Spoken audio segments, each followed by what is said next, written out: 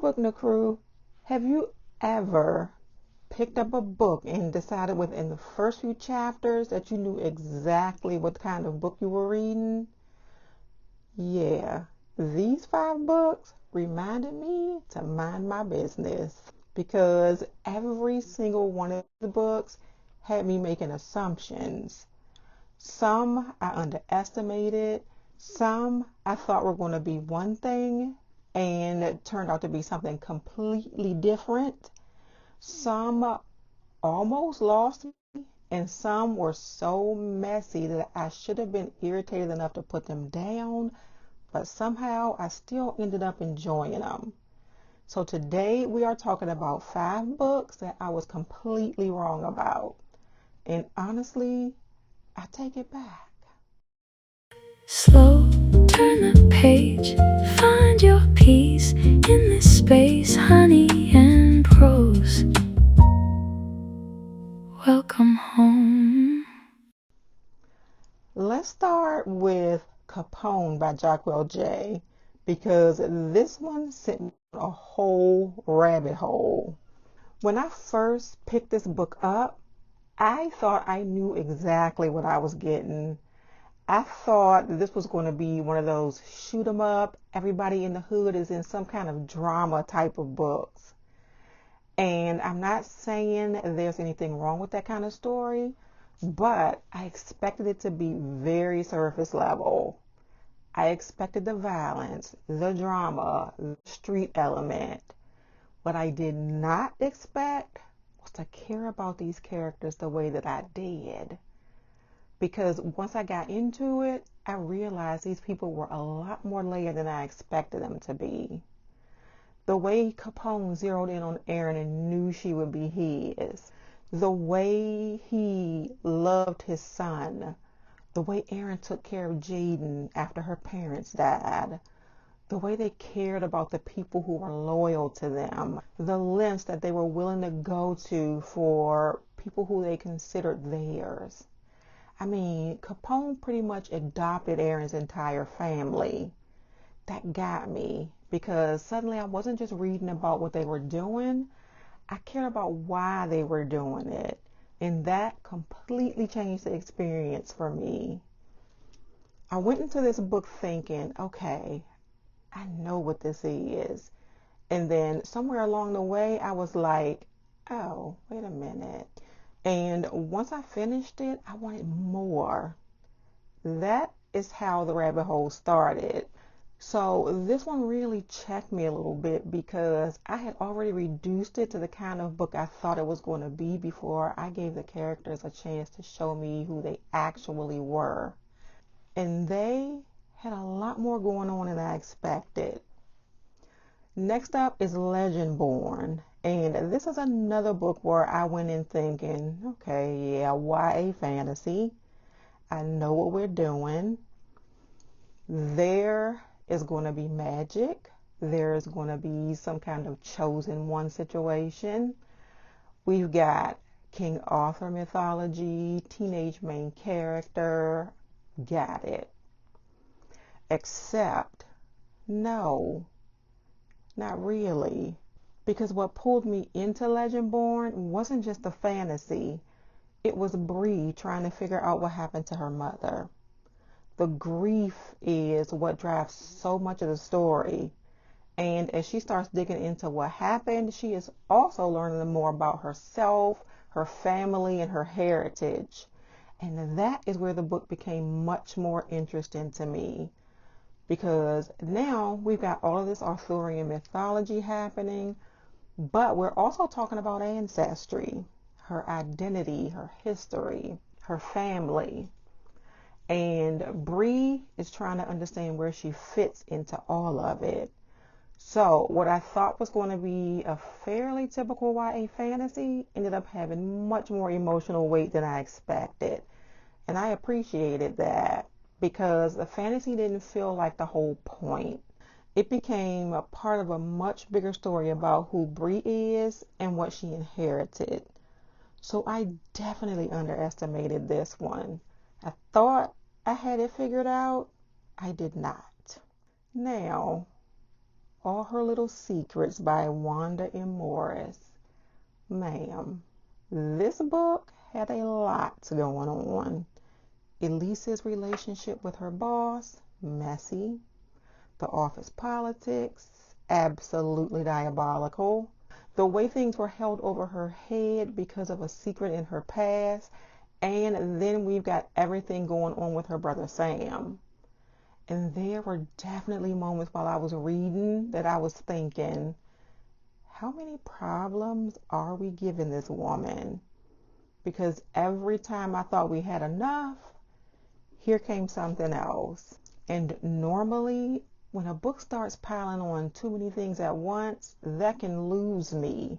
Because after a certain point, I start feeling like the story is trying too hard to keep me interested.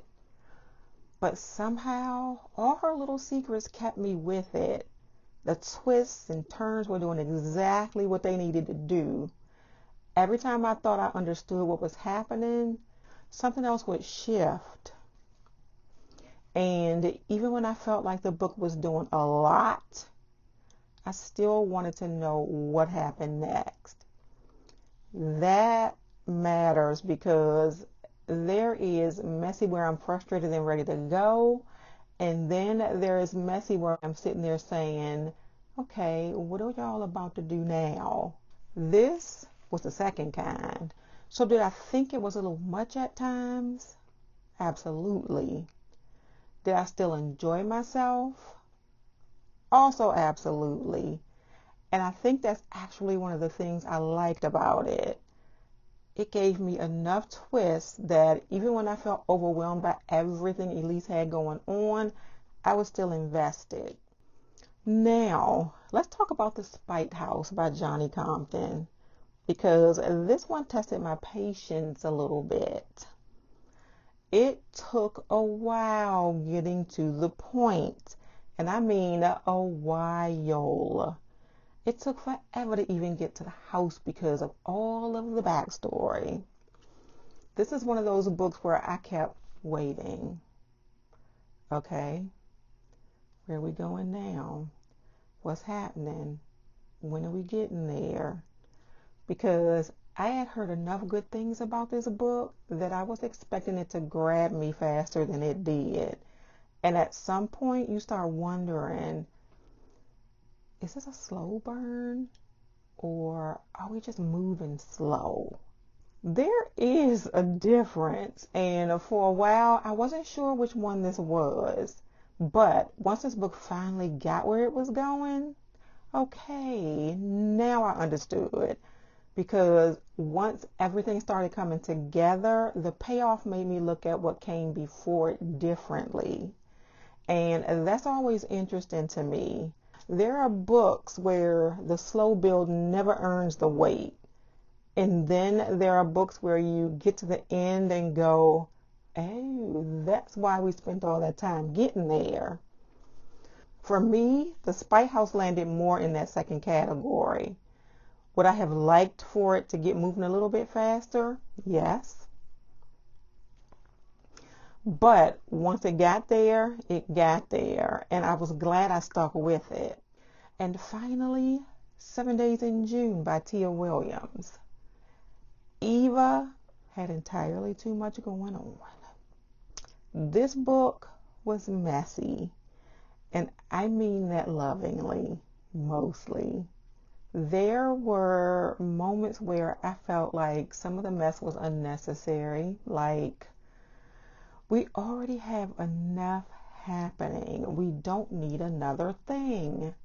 But Eva's life, another thing. Here we go.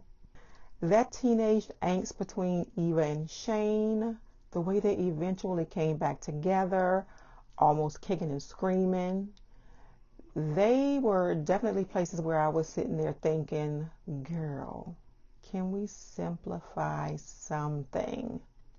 But here's the thing. At the end of the day, I like the story. I like the cute way they referenced each other in their books. I love the relationship between her and Audrey and the way Shane and Audrey just meshed. And I think this book reminded me of something that I sometimes forget as a reader. A book can annoy you and still be good. Those two things can exist together. I don't have to love every decision. I don't have to think every storyline was necessary. I don't have to agree with every character choice. Sometimes I can be irritated and still be invested.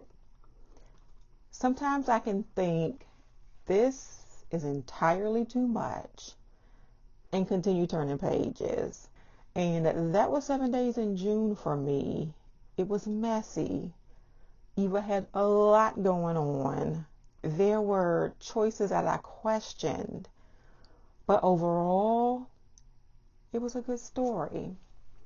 And apparently, I'm willing to tolerate a certain amount of fictional foolishness if you entertain me while you're doing it.